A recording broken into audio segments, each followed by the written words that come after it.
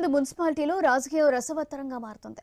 Yellandu municipality అవిశ్వాసంలో high drama నెలకొంది. కౌన్సిలర్లను kidnap చేసేందుకు కాంగ్రెస్ నాయకులు కార్యకర్తలు యత్నించారు.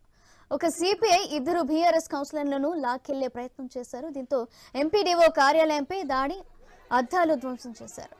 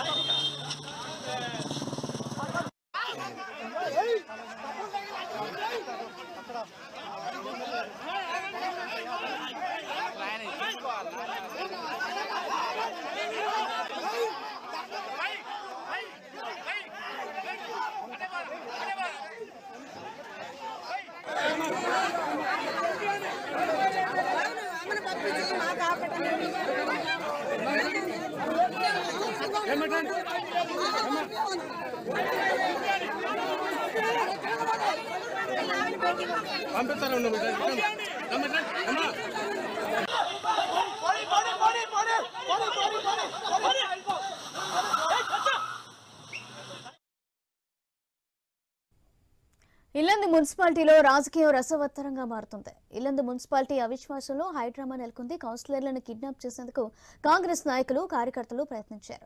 ఒక సిపిఐ ఇద్దరు బీఆర్ఎస్ కౌన్సిలర్లను లాక్కెళ్లే ప్రయత్నం చేశారు. దీంతో ఎంపీడీఓ కార్యాలయంపై అద్దాలను ధ్వంసం చేశారు.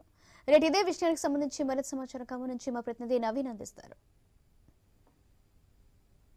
మనం చూడొచ్చు, ఇల్లందు మున్సిపాలిటీలో అవిశ్వాస తీర్మానానికి సంబంధించి తేదీ రోజు ఖరారు చేసిన పరిస్థితిగా ఉంటుంది.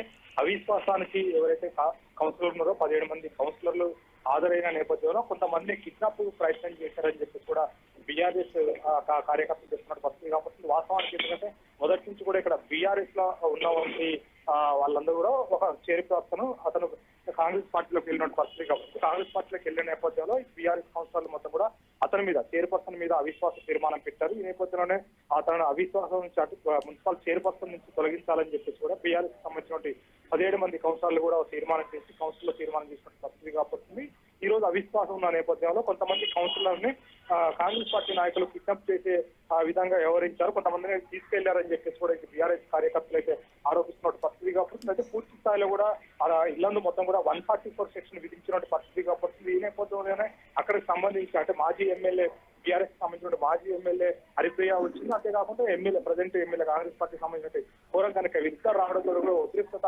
వాతావరణం అక్కడ చోటు చేసుకున్న పరిస్థితి కాబట్టి ఒకరిపై ఒకరైతే ఇట్లా తోసుకోవడం కానీ కార్యకర్తలు అంతా కూడా అలసలు చేసిన పరిస్థితి కాబట్టి అయితే బీఆర్ఎస్ వాళ్ళు మాత్రం పోలీసులు ఏకపక్షంగా వ్యవహరిస్తున్నారు. 144 సెక్షన్ విధించిన ఈ సంబంధించిన ఏదైతే అవిశ్వాసం జరుగుతుందో ఆ సమయంలో ఎవరు కూడా ఇక్కడికి రాజకీయ నాయకులకు సంబంధించిన ఎవరు కూడా జోక్యం చేసుకోకూడదు, ఎవరు కూడా రాకూడదు.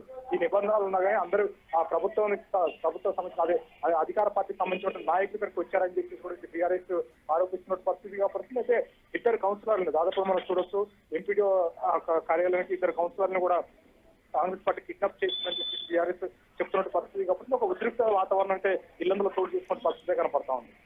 Right, thank you Naveen.